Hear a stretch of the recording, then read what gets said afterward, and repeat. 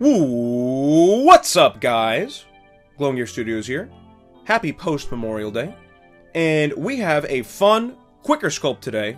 Something that I've wanted to do for a little while. King Bob-Omb. I think he's generally underrated. I love this design. I think he's super fun. I got him in Mario Kart Tour about a year ago. That was the most hype moment in my gaming career. So, let's get right to it. Let's block him out. As you could imagine, we've got some very complicated shapes here, especially given that we're working with a pretty straightforward Mario character. So, right away, let's say with the base of the body, we are going to use a cube, just like this, right? And I think that that's gonna very, very well capture the shape and the essence of what a Bob-Omb should be. So, anywho, come on, people. Come on, people. I mean, come on. It's right there. So then, for the mustache, right here, we're going to use two tubes, right? So we're going to have inflated around the base, and it's going to shrink down. And then we're going to push here so that it curves, and it looks something like this. And then we're going to mirror it so it does that. Then, for the eyes, we are going to use a sphere. We're going to stretch it so it's oblong. And then we're going to slice it so that it looks like that. Mirror the same thing. Then, for the arms and legs, we are just simply going to use tubes, right? So, push there, give it a little bit of a nudge so that it has a nice bend like this. Then, for the feet, we are going to take a box.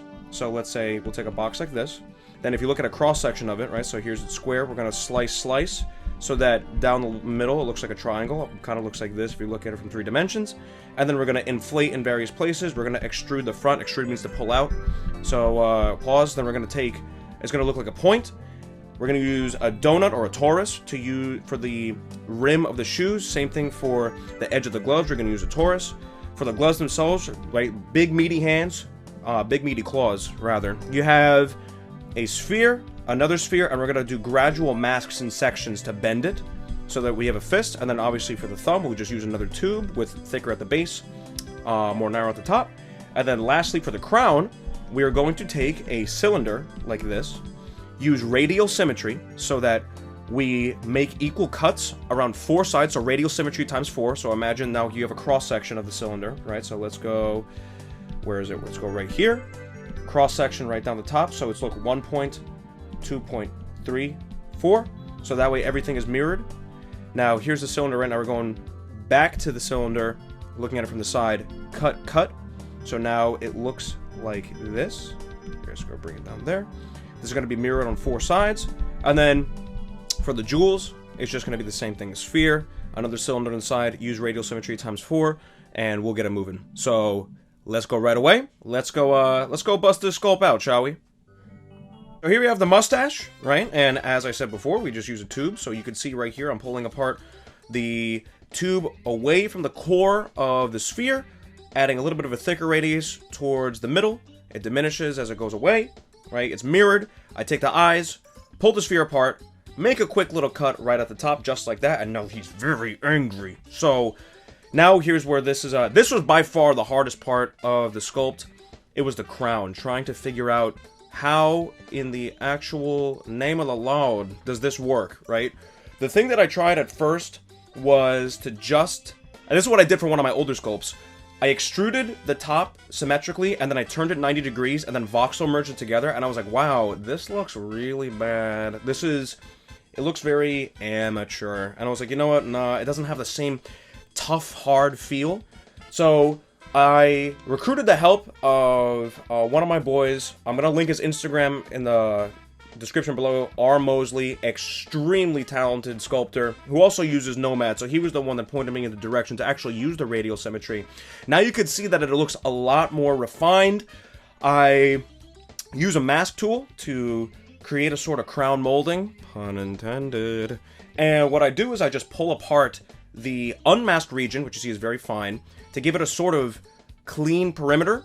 And then when I unmask, you'll see that I pinch the edges together so that it looks even more refined. Here I'm just using 2 discs to create that sort of, those 2 rims that you see towards the base. And then I use 4 posts that you could see, you know, in all of King Bob-Omb's images that connect the 2 pieces together. So now I'm making the jewels. It's just a cylinder, same thing with a diminishing radius. I take a sphere, I smush the sphere together and then I use radial symmetry times 4, and that's why it looks so perfect on each side. Totally not flattering myself, don't you worry.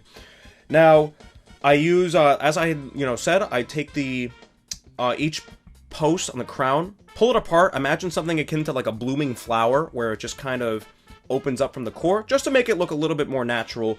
And here I'm starting to make the gloves. So as I said before, I'm using a torus, and no, for all of you astrology girls out there, torus means donut. It does not mean the astrological sign, at least in this context. And I take the larger sphere at the top, mask it in various portions to curl the fingers. As you saw, I use a tube tool to make the thumb.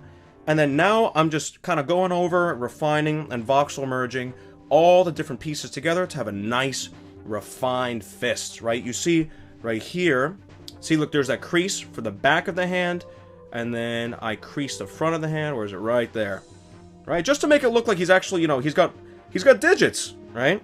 Just like us, we have 3 bones in each of our fingers at the top. So now I take the hand. Now it's all one unit. I clone it, mirror it. So now he's got 2 angry fists that he's waving into the air, very, very calmly, as you could see.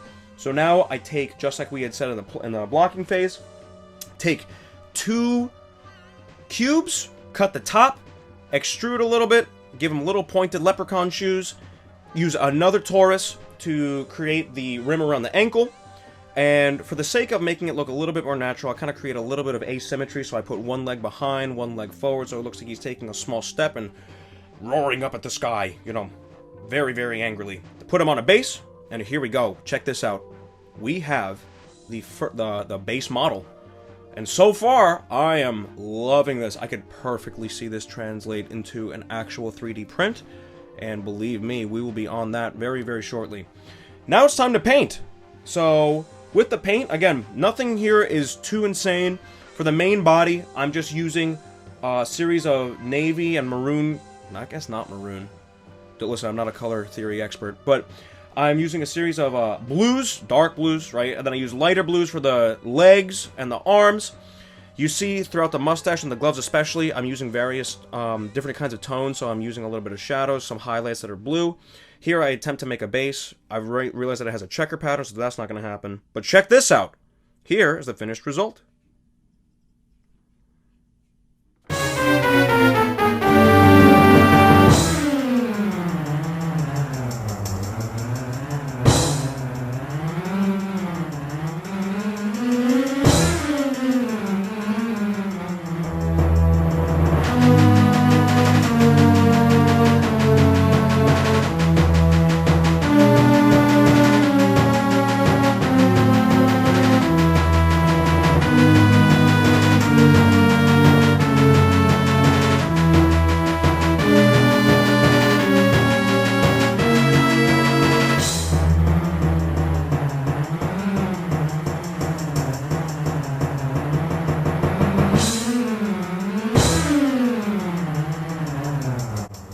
There you have it, ladies and gentlemen. This is King Bob-Omb in full form. So you better believe I'm going to get this guy printed soon, because I think he came out super clean, but that's for me. Let me know what you think about this guy. Leave a like, comment, and subscribe for more. And this is Glowing Gear Studios signing off.